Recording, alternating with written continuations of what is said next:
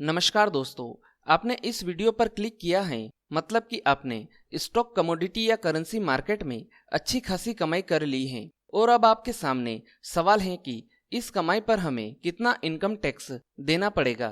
तो दोस्तों, आज हम इसी विषय पर चर्चा करेंगे कि स्टॉक कमोडिटी या करेंसी मार्केट की कमाई पर हमें कितना इनकम टैक्स लगता है। वीडियो में आगे बढ़े उससे पहले आप सभी से एक छोटी सी रिक्वेस्ट है। अगर आप हमारे चैनल पर पहली बार आए हैं तो प्लीज चैनल को सब्सक्राइब कर दीजिए और वीडियो को लाइक कर दीजिए। चलिए अब हम सीधा टॉपिक पर आते हैं। दोस्तों, आप सभी जानते हैं कि जब भी हम किसी इनकम सोर्स के जरिए कमाई करते हैं तो हमें उस पर इनकम टैक्स सरकार को देना होता है, जैसे कि salary income, rental income, business income etc।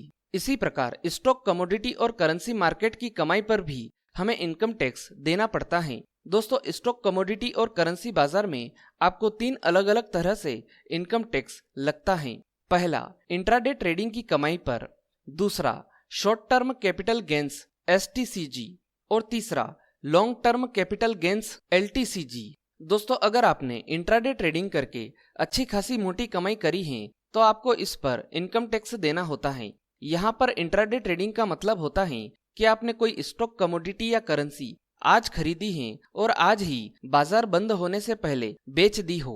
Intraday trading से होने वाली कमाई को स्पेक्युलेटिव बिजनेस इनकम कहते हैं। इंट्राडे ट्रेडिंग से होने वाली कमाई पर आपको टैक्स स्लैब के हिसाब से ही टैक्स देना पड़ता है। यहाँ पर इसका मतलब यह है कि स्लैब के अनुसार 2.5 लाख रुपए की कमाई तक आपको कोई टैक्स नहीं देना है। इसके ऊपर कमाई होने पर आपको अपने टैक्स स्लैब के हिसाब से इनकम टैक्स लगेगा। अगर आपने शॉर्ट टर्म ट्रेडिंग करके कमाई करी है तो यहाँ पर शॉर्ट टर्म ट्रेडिंग का मतलब होता है कि आपने कोई स्टॉक कमोडिटी या करेंसी आज खरीदी है और 12 महीनों के अंदर बेच देते हैं तो इस पर आपको 15% की दर से टैक्स देना होगा।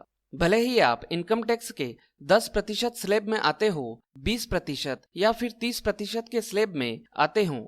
आपने शॉर्ट टर्म कैपिटल गेन किया है तो इस पर आपको 15% की दर से ही टैक्स लगेगा। और हाँ, यहाँ पर ध्यान रखें कि अगर आपकी टैक्सेबल इनकम 2.5 लाख रुपए से कम है तो बाजार में हुए प्रॉफिट को इसके साथ एडजस्ट किया जाएगा और फिर टैक्स कैलकुलेट होगा। इस पर 15% टैक्स के साथ 4% सेस लगेगा।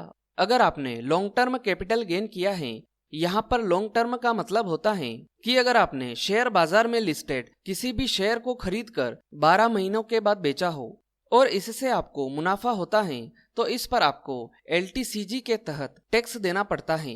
2018 के बजट में long term capital gain tax को फिर से शुरू किया गया था। इससे पहले इक्विटी शेयर्स या इक्विटी म्यूचुअल फंड्स पर LTCG से होने वाले प्रॉफिट पर टैक्स नहीं लगता था। इनकम टैक्स रूल्स के सेक्शन 1038 के तहत इस पर टैक्स से छूट मिली हुई थी।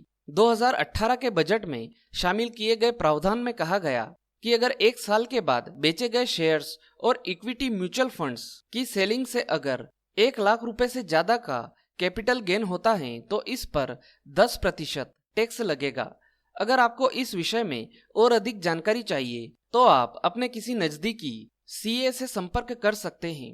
तो दोस्तों, आज के इस वीडियो में बस इतना ही। अगर आपने अभी तक हमारे चैनल को सब्सक्राइब नहीं किया है तो प्लीज चैनल को सब्सक्राइब कर लीजिए और अगर आपको यह वीडियो पसंद आया हो तो इस वीडियो को लाइक कर दीजिए। आज के लिए इतना ही, फिर मिलेंगे। गुड बाय, धन्यवाद।